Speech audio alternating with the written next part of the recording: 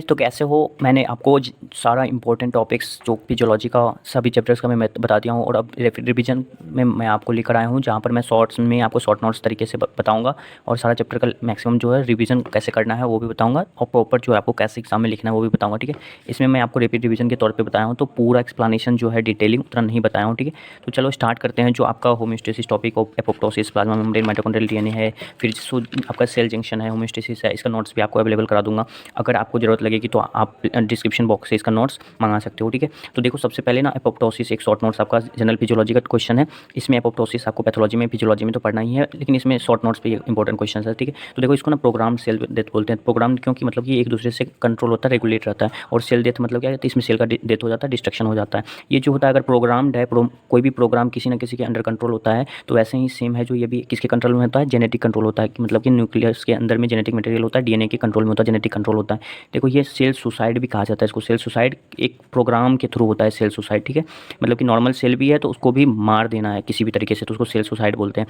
ठीक है, तो अब ये कैसे होता है, तो देखो ये ना इंट्रिंसिक एंजाइम, कोई भी सेल है उसके अंदर में एंजाइम को एक्टिवेट करता है कौन, जेनेटिक कंट्रोल, और फिर एंजाइम रिलीज होता है और फिर क्या करता है, ये डिग्रेड कर देता है किसको, न्यूक्लियर के डीएनए को और प्रोटीन को। मतलब कि जो डीएनए है वही रिलीज किया अपना इंट्रिंसिक एंजाइम, कंट्रोल दिया, और फिर क्या किया, यही अपना न्यूक्लियस को ही, न्यूक्लियर मटेरियल को और जो इसका प्रोटीन है उसी को डिग्रेडेड कर दिया। मतलब अगर न्यूक्लियस को डिस्ट्रक्शन करेगा तो सारा कंट्रोल खत्म हो गया, प्रोटीन को खत्म करेगा तो उसका सेल साइज जो भी मैकेनिज्म प्रोग्राम कंट्रोल कर रहा है वो सब खत्म हो जाएगा। तो मतलब ये सब पूरा जो है सेल का डेथ हो जाएगा। तो ये एक प्रोग्राम के थ्रू होता है और फर्दर इसको डिटेल में उतना नहीं बताएंगे, शॉर्ट नोट में बता रहे हैं। ठीक है, तो इसका सिग्निफिकेंस क्या होता है अगर इस तरीके से प्रोग्राम डेथ हो रहा है सेल का, तो इसका सिग्निफिकेंस क्या है। तो सिग्निफिकेंस बहुत इंपॉर्टेंट क्वेश्चन है आपका। तो इसमें जो है आपको मेनली देखो एम्ब्रायोजेनेसिस और इंट्रायूटेरिन में मैकेनिज्म डेवलपमेंट के दौरान काम होता है कि जो सेल की जरूरत नहीं है, जो नॉर्मल भी है उसका जरूरत नहीं है, तो उसको डिस्ट्रक्ट करना है, तो मतलब कि उसको मारना पड़ेगा किसी भी तरीके से, तो उसमें एम्ब्रायोजेनेसिस, इंट्रायूटेरिन। फिर स्टेम सेल बैलेंस, मतलब कि जब नया सेल जो रहता है, नया सेल जिससे किसी कोई भी ऑर्गेन या टिश्यू डेवलप होता है, तो उसको स्टेम सेल बोलते हैं। जैसे कि ब्लड का स्टेम सेल अलग होता है, ब्लड का कंपोनेंट का आरबीसी डब्ल्यूबीसी का अलग अलग स्टेम सेल होता है, तो वैसे ही स्टेम सेल बैलेंस करता है। अगर ज़्यादा हो जाएगा तो क्या हो जाएगा, सेल का एक्सेसिव एक्सप्लॉयटेशन हो जाएगा और सेल कैंसर में बदल सकता है। तो स्टेम सेल बैलेंस मेंटेन करके रखता है। सेक्स डिफरेंशिएशन भी करता है। जब कहते हैं एम्ब्रायोजेनेसिस के अंदर में डेवलपमेंट हो रहा होता है तो उस टाइम मेल बनेगा फीमेल बनेगा, तो वो कैसे, तो मुलेरियन डक्ट होता है, नाम सुना होगा, रिप्रोडक्टिव मुलेरियन डक्ट और वुल्फियन डक्ट। ठीक है, तो उसको डिस्ट्रक्ट करके फिर सेक्स में डिफरेंशिएट करता है कि मेल होगा कि फीमेल होगा। फिर degeneration and regeneration of neuron, neuron का डिजनरेशन और रीजनरेशन, मतलब कि कोई नया न्यूरॉन बनना है तो उसको रीजनरेट करना है, अगर ये कहीं डैमेज हो गया तो इसको रीजनरेट करना है, या अगर इसका जरूरत नहीं है तो इसको खत्म करना है, मार देना है, तो डिजनरेशन ऑफ न्यूरॉन। ठीक है, उसके बाद मेंस्ट्रुएशन में, मतलब जब ब्लीडिंग होता है तो ब्लीडिंग में क्या होता है, इंडोमेट्रियम का लेयर खत्म होता है, तो इंडोमेट्रियम का लेयर को तोड़ना होता है। उसमें भी तो नॉर्मल सेल होते हैं इंडोमेट्रियम में। इंडोमेट्रियम क्या है, मसल का लेयर है, तो उसमें भी मसल का लेयर होता है, मसल का सेल होता है, मसल का टिश्यू होता है। उसको क्या करना है, डेथ की तरफ लेके जाना है, तोड़ के बाहर निकालना है ब्लीडिंग के थ्रू। ठीक है, तो उसको भी डिस्ट्रक्ट करना होता है, तो वो भी किसके थ्रू होता है, एपोप्टोसिस के थ्रू होता है। फिर जो है विलाई ऑफ इंटेस्टाइन, जहाँ पे आपको जरूरत नहीं है वहाँ पे भी आपको टिप को भी खत्म करना है, विलाई ऑफ इंटेस्टाइन में। मतलब बहुत ज़्यादा अगर विलाई फॉर्मेशन जरूरत जहाँ नहीं है तो वहाँ पे उसको भी डिस्ट्रक्शन की जरूरत होती है, तो विलाई ऑफ इंटेस्टाइन को बैलेंस करने के लिए। फिर कैंसर में, मतलब कि जो नॉर्मल टिश्यू है अगर उसमें एक्सप्लॉयटेशन हो गया तो अगर एपोप्टोसिस नहीं रहेगा तो फिर क्या करेगा, वो कैंसर की तरफ लीड कर सकता है। फिर ऑटोइम्यून डिसऑर्डर है जो बॉडी के अंदर में है। ऑटोइम्यून मतलब कि नॉर्मल जो आपका इम्यून सिस्टम है वो सेल्फ के बॉडी के अगेंस्ट में एंटीबॉडीज बना दिया है और फिर वो डिस्ट्रक्ट कर रहा है नॉर्मल टिश्यू को, तो उसमें भी एपोप्टोसिस ही लगता है। ठीक है, तो ये आपका एपोप्टोसिस शॉर्ट नोट्स है। इस तरीके से अगर आप बताओगे तो एपोप्टोसिस में आपका शॉर्ट नोट्स हो जाएगा। अगर इसको ट्रिक के थ्रू याद करना चाहेंगे तो इसमें क्या होगा, आई एम डॉक्टर सी साहब, मतलब होता है डॉक्टर साहब, तो आई एम डॉक्टर सी साहब। तो आई से क्या हो जाएगा, इंट्रायूटेरिन बैलेंस हो जाएगा। एम से क्या हो जाएगा, मेंस्ट्रुएशन में इंडोमेट्रियम हो जाएगा। फिर डी से, डॉक्टर से क्या हो जाएगा, डिजनरेशन, डिजनरेशन किसका, न्यूरॉन का। सी से क्या हो जाएगा, आपका कैंसर रेगुलेशन हो जाएगा। एस ए वी से अलग अलग देखो, एस ए बी है, एस से क्या हो जाएगा, स्टेम सेल सेक्स डिफरेंशिएशन। ए से क्या हो जाएगा, ऑटोइम्यून डिसऑर्डर। और बी से क्या हो जाएगा, भिलाई रेगुलेशन। ठीक है, तो ये आपका हो गया एपोप्टोसिस। नेक्स्ट जो है माइटोकॉन्ड्रियल डीएनए का शॉर्ट नोट्स, बहुत छोटा क्वेश्चन है लेकिन बायोकेमिस्ट्री फिजियोलॉजी में पूछ लेता है। तो ये कहाँ रहता है, मैट्रिक्स में रहता है। इसका मोलिकुलर वेट कितना है, 16,500 डाल्टन है। इनहेरिटेड फ्रॉम मदर, किससे आता है, तो मदर से ही आता है। ओनली जो डीएनए होता है ना वो मदर से ही आता है, क्योंकि जो आपका जब जाइगोट का फॉर्मेशन हो रहा होता है तो जो आपका मदर का माइटोकॉन्ड्रिया बस वही ट्रांसफ़र होता है, और जो आपका फादर का ओनली न्यूक्लियस जो है ट्रांसफ़र होता है चाइल्ड में। तो उस टाइम क्या होता है, माइटोकॉन्ड्रियल डीएनए किससे ट्रांसफ़र होता है, इनहेरिट होता है, मदर से होता है। तो जो ये क्या करता है, काम क्या होता है इसका, प्रोडक्शन ऑफ एंजाइम काम होता है। किसमें हेल्प करता है, तो ग्लाइकोलाइसिस या रेस्पिरेटरी जो स्टेप्स है, ग्लाइकोलाइसिस क्रेब्स साइकिल, उसमें हेल्प करता है। ठीक है, और इसका क्या होता है, ये स्मॉल होता है, डबल स्टैंडर्ड होता है। ठीक है, स्मॉल होता है, डबल स्टैंडर्ड होता है, ये सुपर कोएड सर्कुलर होता है। और किसमें प्रेजेंट रहता है, प्रेजेंट इन साइटोप्लाज्म। साइटोप्लाज्म, ठीक है। तो इतना अगर आपको पता है तो ये हो जाएगा माइटोकॉन्ड्रियल डीएनए का। फिर देखो प्लाज्मा मेम्ब्रेन बचपन से पढ़ते आ रहे हैं, fluid Mosaic model double lipid membrane होता है, उसमें फॉस्फोलिपिड रहता है, उसमें बहुत सारा प्रोटीन रहता है, रिसेप्टर रहता है, इंट्रिंसिक एक्सट्रिंसिक प्रोटीन रहता है। तो वो सब आप एक्सप्लेन कर दोगे डायग्राम में, फ्लूइड मोजाइक मॉडल बता दोगे। और फिर उसमें जो है आपका क्या काम करता है ये प्लाज्मा मेम्ब्रेन, तो प्रोडक्शन में, परमेबिलिटी में, एक्सचेंज ऑफ गैसेस में, एब्जॉर्प्शन में, एडजॉर्प्शन में, एक्सक्रीशन में, शेप साइज मेंटेन करता है, एंजाइम रेगुलेट करता है, रिसेप्टर में काम करता है। तो ठीक है, देखो अगर P permeability, exchange, A x shape size and enzyme receptor, तो प्लाज्मा मेम्ब्रेन में इतना अगर आप कर लेते हो तो कंप्लीट हो जाएगा। तो नेक्स्ट इंपॉर्टेंट टॉपिक जो है आपका वो है सेल जंक्शन। सेल जंक्शन में अगर देख लेते हो तो सेल जंक्शन में आपका क्या होता है, सेल जंक्शन क्या होता है, जहाँ पे जंक्शन क्या होता है, जनरली जंक्शन वहाँ होता है जहाँ पे बहुत सारी ट्रेन जाके मिलता है, ठीक है। तो यहाँ पे तो सेल का जंक्शन है, तो मतलब क्या कि दो सेल आकर मिलेगा तो उसको सेल जंक्शन बोलेंगे, ठीक है। तो देखो ना एग्जाम्पल क्या है, ये इंटरसेलुलर कम्युनिकेशन का एक पार्ट है, इंट्रासेलुलर कम्युनिकेशन का हिस्सा है। मतलब क्या कि दो सेल के बीच में कोई ना कोई कम्युनिकेशन होता है, वहाँ पे हो सकता है कि दोनों के बीच में बहुत अच्छा बॉन्डिंग हो सकता है कि दोनों के बीच में एक चैनल बना हुआ हो सकता है कि इसका आधा पोर्शन इसका आधा पोर्शन एक दूसरे के साथ जुड़ रहा हो, तो कोई ना कोई काम कर रहा होगा। तो मतलब क्या कि इंटरसेलुलर कम्युनिकेशन या कनेक्शन है, ठीक है। तो देखो इसका 3 तरह का मेनली बताया जाता है, एक टाइट जंक्शन है, गैप जंक्शन है, और जो आपका एंकरिंग जंक्शन या बोल रहे हो एडहेरेंट जंक्शन या डेस्मोसोम बोलते हैं। तो देखो टाइट जंक्शन सबसे पहले स्टार्ट करेंगे। टाइट जंक्शंस में जो है आपका जो ना ओक्लूडेंस, इसका दूसरा नाम है टाइट जंक्शन का, ठीक है। ओक्लूडेंस मतलब क्या समझते हो, ओक्लूडेंस मतलब किसी चीज़ को ओक्लूड करना, ओक्लूड मतलब क्या कि बैरियर लगाना, ठीक है। किसी चीज़ को बैरियर लगाना मतलब कि दो सेल के बीच में कोई ना कोई बैरियर होना, ऐसा होता है। तो ये कैसे फॉर्म होता है, तो डज नॉट, देखो फॉर्म कैसे होता है, तो जो इसमें सेल है, मान लो कहते हैं एक सेल है, ये दूसरा सेल है, तो इसका जो आधा मेम्ब्रेन का पोर्शन सेल बाहर निकला, इसका सेल का पोर्शन बाहर निकला, आधा इसका दोनों एक साथ बाउंड कर गया, मतलब कि एक दूसरे के साथ ऐसे जो है ज्वाइन कर गया, मतलब कि ये सेल का है, ये आधा इधर आया आधा इधर आया, तो इस तरीके का जंक्शन बना दिया। तो इसको क्या बोलेंगे, टाइट जंक्शन। मतलब क्या करेगा, ये अलाउ नहीं करेगा किसी भी चीज़ को, अगर दोनों एक दूसरे से पूरा ज्वाइंट रहेगा तो ना इसमें गैप नहीं रहेगा, तो कोई भी जो है सब्सटेंस एक्सचेंज नहीं हो पाएगा। तो इसको क्या बोलेंगे, टाइट जंक्शन। मतलब कि कोई भी एक्सचेंज नहीं करेगा ये सब्सटेंस को।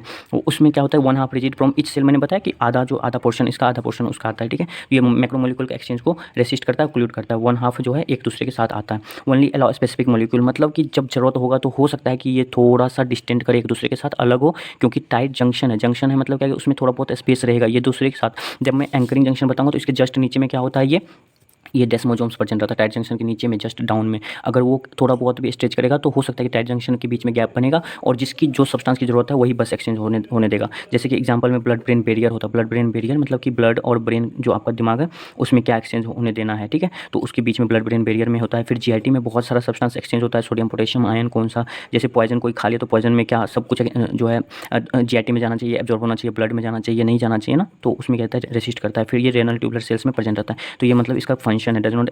तो लोकेशन है blood brain barrier, GIT, renal tubular cells, ये टाइट जंक्शन हो गया। नेक्स्ट जो है गैप जंक्शन, इंपॉर्टेंट है ये क्या करता है ना, allow passage ions and smaller molecules. मतलब कि ये गैप जंक्शन है, दोनों दो सेल के बीच में ना गैप बना के रखता है, चैनल। मतलब ये मान लो कहते हैं एक सेल ये है, एक सेल ये है, दोनों के बीच में थोड़ा बहुत जो है चैनल, इस तरीके का चैनल बना दिया। तो दोनों के बीच में चैनल हो गया कि मतलब इस पाइप के थ्रू से सब्सटेंस उसमें जा रहा है, तो मतलब इस तरीके का चैनल बना दिया। तो इसमें इसको क्या बोलते हैं, गैप जंक्शन। जैसे कि ये सेल 1 है, सेल 2 है, तो इसके बीच में क्या करना है, पाइप बना दिया, मतलब इससे एक्सचेंज होगा स्मॉलर मॉलिक्यूल्स और आयंस, ठीक है। Present through out the body, maximum जगह पे ये प्रेजेंट रहता है। मैक्सिमम जैसे कि कार्डियक मसल पे वहाँ पे प्रेजेंट रहता है, स्मूथ मसल पे प्रेजेंट रहता है, यूटेरस में, गट में। तो वहाँ पे क्या काम करता है, ये एक्शन पोटेंशियल का ट्रांसमिशन करता है। एक्शन पोटेंशियल कैसे जनरेट होता है, सोडियम पोटेशियम के एक्शन से होता है एक्शन पोटेंशियल जनरेट। तो उसमें कहता है आयन हो गया, तो आयन को एक्सचेंज में हेल्प करता है, तो एक्शन पोटेंशियल कंडक्शन में हेल्प करता है।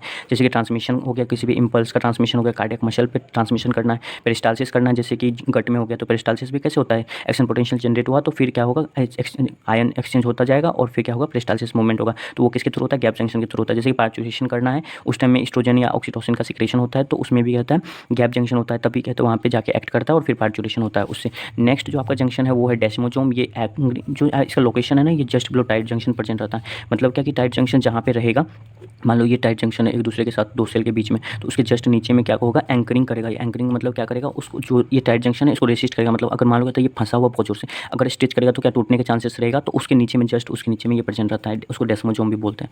एडेरेंट होता है, इसको एडेरेंट भी जंक्शन बोलते हैं। इसमें कौन सा प्रोटीन रहता है, तो कैथरीन प्रोटीन रहता है। और ये क्या होता है, thickening of membrane between two cells. मतलब क्या कि जो आपका सेल है ना उसके बीच में क्या करेगा, थिकनिंग हो जाएगा, इस तरीके का थिकनिंग हो जाएगा। सेल मेम्ब्रेन का जो इसका सेल है उसका मेम्ब्रेन क्या हो जाएगा, थिक हो जाएगा, तो उसको बोलते हैं एडेरिंग जंक्शन या एंकरिंग जंक्शन या डेस्मोसोम्स, ठीक है। Stretching, resist stretching. Tight junction अगर बहुत ज़्यादा स्ट्रेच होने की कोशिश करेगा तो सेल ब्रेक हो सकता है, तो उसको क्या करता है, ये रेसिस्ट करता है, ठीक है। Just below the tight junction present रहता है। ये कहाँ प्रेजेंट रहता है, मेनली स्किन में प्रेजेंट रहता है। स्किन जब कोई स्किन ब्रेक हो जाता है, जैसे मान लो ये स्किन मेरा ब्रेक हो गया, तो यहाँ पे क्या करेगा, इसको टाइट बना के रखेगा, मतलब कि ज़्यादा ये स्ट्रेच ना हो पाए, ठीक है।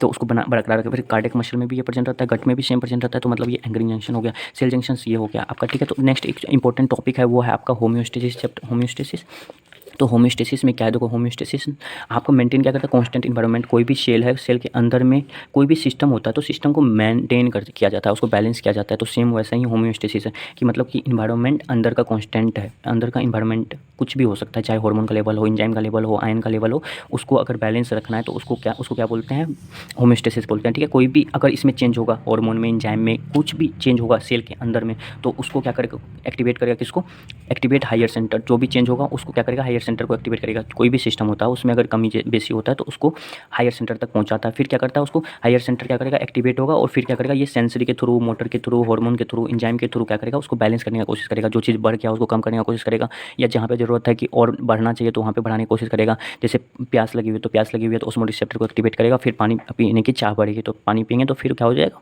वो प्यास बुझ जाएगी। तो इस तरीके का रेगुलेशन हो गया। कुछ भी अगर वैसा बैलेंस करना होता है तो बैलेंस मेंटेन करना होता है तो उसको होम्योस्टेसिस बोलते हैं। और कोई इस चेंज को बैलेंस करके रखता है, वो किसके अंडर में, कंट्रोल में रहता है, सेंसरी मोटर हो गया, हार्मोनल हो गया, एंजाइमेटिक मैकेनिज्म हो गया। तो ये न्यूरल कंट्रोल एंड कोऑर्डिनेशन का जो एक आपको मैं एग्जांपल बता रहा हूँ। ठीक है, तो ये दो तरह का होता है, एक पॉजिटिव फीडबैक होता है, एक नेगेटिव फीडबैक होता है। देखो पॉजिटिव का ये मतलब नहीं है कि हमेशा बढ़ेगा, नेगेटिव का ये मतलब नहीं है कि हमेशा कम होगा। मतलब कि पॉजिटिव का मतलब होता है कि जो एक्टिविटी सेम डायरेक्शन में है उसको बढ़ा देना है। जैसे कि मान लो कहता है कोई भी काम बढ़ रहा है, ठीक है, और ज़रूरत है हमको इसको बढ़ाने की, तो उसको और बढ़ाने की ज़रूरत है, तो उसको बढ़ा देना है, सेम डायरेक्शन में इंक्रीज कर देना। अगर इसको कम हो रहा है, इसको कम कराने की ज़रूरत है तो इसको और कम करा दिए, तो मतलब सेम डायरेक्शन में एक्टिविटी को कंट्रोल कर रहे हैं, तो उसको बोलते हैं पॉजिटिव फीडबैक। नेगेटिव सेम क्या है, नेगेटिव कंट्रोल है, मतलब क्या कि एक्टिविटी इन अपोजिट डायरेक्शन, अगर कम हो रहा है तो उसको बढ़ाना है, उसको बढ़ाना है, तो मतलब क्या कि पॉजिटिव करना है। अगर बढ़ रहा है तो उसको कम करना है, तो मतलब क्या कि अपोजिट डायरेक्शन में नेचुरल एक्टिविटी को इनहिबिट करना है, तो उसको बोलते हैं नेगेटिव फीडबैक मैकेनिज्म। ठीक है, एक एग्जांपल देख लो इसमें, ब्लड क्लॉटिंग का देख लो, ब्लड फीडबैक का देख लो। पॉजिटिव फीडबैक में क्या है, ब्लड क्लॉटिंग का। ब्लड क्लॉटिंग में एक है, जैसे कि मान लो ब्लड वेसल्स पे ब्रेक हुआ, ब्लीड हुआ, ठीक है, तो formation of prothrombin activator. Prothrombin activator मतलब क्या,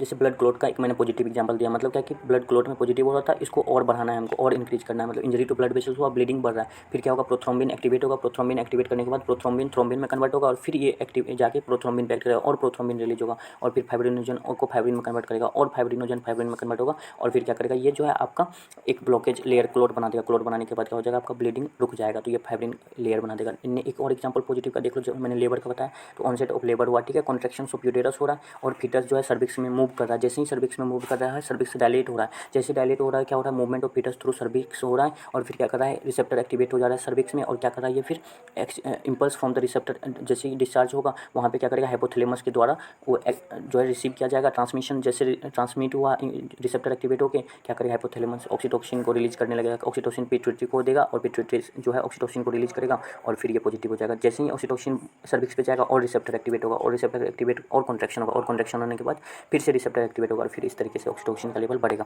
मिल्क इंजेक्शन में मैंने बताया कि बॉडी बेबी जो है सक कर रहा है ब्रेस्ट को, और फिर अफेरेंट फाइबर जो है वो लेके जा रहा है पिट्यूटरी में, सेंसरी फाइबर लेके जा रहा है पिट्यूटरी में उस स्टिमुलस को, और फिर वहाँ पे ऑक्सीटोसिन रिलीज हो रहा है। ऑक्सीटोसिन जैसे रिलीज होगा, milk injection from the breast, milk eject हो जाएगा, और फिर वहाँ पे बेबी सक्स मोर, और बेबी जैसे सक करेगा फिर और ज़्यादा करता है, ऑक्सीटोसिन रिलीज होगा, ऑक्सीटोसिन रिलीज होगा तो और मिल्क इजेक्ट होगा। तो इस तरीके से पॉजिटिव फीडबैक हो गया। ठीक है,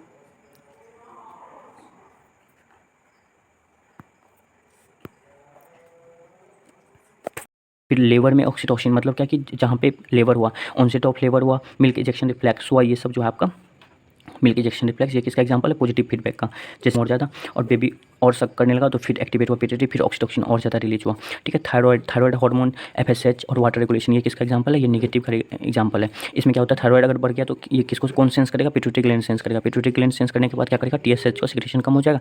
टीएसएच का सिक्रेशन कम होगा तो ये ऑटोमेटिक इसको कम कर देगा थायराइड को। तो मतलब थायराइड पहले बढ़ा हुआ था, पिट्यूटरी सेंस किया, टीएसएच कम हुआ, टीएसएच कम करके थायराइड को कम कर दिया, मतलब कि इसका सिक्रेशन कम होने लगा। तो ये आपका हो गया नेगेटिव फीडबैक। एग्जांपल जो मैंने बताया कि आपको वाटर रेगुलेशन करना, वाटर रेगुलेशन मतलब कि नॉर्मल बॉडी वाटर कंटेंट है, नो डेविएशन, मतलब कि वाटर बॉडी में बैलेंस है, तो ये नॉर्मल वाटर है, इसमें कोई दिक्कत नहीं। जैसे ही पानी कम होगा, वाटर कंटेंट कम हुआ, मतलब कि कम हुआ मतलब क्या कि निगेटिव हो रहा है। ठीक है, इसको क्या करना है, हमको पॉजिटिव करना है, पॉजिटिव मतलब बढ़ाना है। तो जैसे ही कम होगा, ऑस्मोटिक रिसेप्टर हाइपोथैलेमस में एक्टिवेट हो जाएगा, हाइपोथैलेमस में एक्टिवेट हो जाएगा तो क्या करेगा, एडीएस सिक्रेशन करेगा। एडीएस सिक्रेशन जैसे ही करेगा, इससे एडीएस पोस्टीरियर पिट्यूटरी से, और क्या करेगा, फिर जो है आपकी बॉडी किडनी पर जाके एक्ट करेगा, और फिर वहाँ पे वाटर सोडियम का रिटेंशन करेगा, और नॉर्मल वाटर कंटेंट आ जाएगा। तो फिर इस तरीके से बैलेंस करेगा। और फिर मान लो बहुत ज़्यादा मैंने पानी पी लिया है, बहुत ज़्यादा वाटर कंटेंट जो है आपका मेंटेन हो गया, बैलेंस हो गया, रुक हो गया, तो उसमें क्या होगा फिर बढ़ा हुआ है, मतलब कि पॉजिटिव डायरेक्शन में बढ़ा हुआ है, इसको क्या करना है हमको कम करना है, मतलब कि बॉडी में वाटर का फ्लूइड का एक्युमुलेशन नहीं करना है, एक्सक्रीट आउट करना है। तो फिर क्या होगा उस टाइम क्या होगा, जैसे ही वाटर का कंटेंट बढ़ा होगा तो फिर ऑस्मोरिसेप्टर जो है नो स्टिमुलेट होगा, स्टिमुलेशन नहीं हुआ, मतलब पहले स्टिमुलेट था, अब क्या हुआ स्टिमुलेशन डिक्रीज हो गया। स्टिमुलेशन जैसे डिक्रीज होगा एडीएच का सिक्रेशन डिक्रीज हो जाएगा, एडीएच का सिक्रेशन जैसे डिक्रीज होगा पोस्टीरियर पिट्यूटरी से क्या करेगा, किडनी पे एक्ट करेगा, किडनी पे एडीएच का कमी हो जाएगा, वहाँ पे अगर किडनी जैसे कम हुई होगा एडीएच का क्या होगा, वाटर रिटेंशन कम हो जाएगा, वाटर रिटेंशन कम हो जाएगा मतलब क्या किडनी के थ्रू या यूटेरस के थ्रू बाहर निकलेगा, मतलब क्या कि यूरेटर के थ्रू बाहर निकलेगा वाटर, ठीक है। तो रिटेंशन नहीं होगा तो फिर क्या होगा नॉर्मल पे आ जाएगा, मतलब कि जो बहुत ज़्यादा पहले वाटर मेंटेन हो रहा था बैलेंस बॉडी में, अब वो एक्यूमुलेट नहीं होगा, वो क्या हो जाएगा एक्सीडेंट आउट हो जाएगा। तो एक ये एग्जांपल है इसका नेगेटिव का, ठीक है। नेक्स्ट जो आपको कहता है पॉजिटिव फीडबैक का, मैंने कुछ एग्जांपल बताया।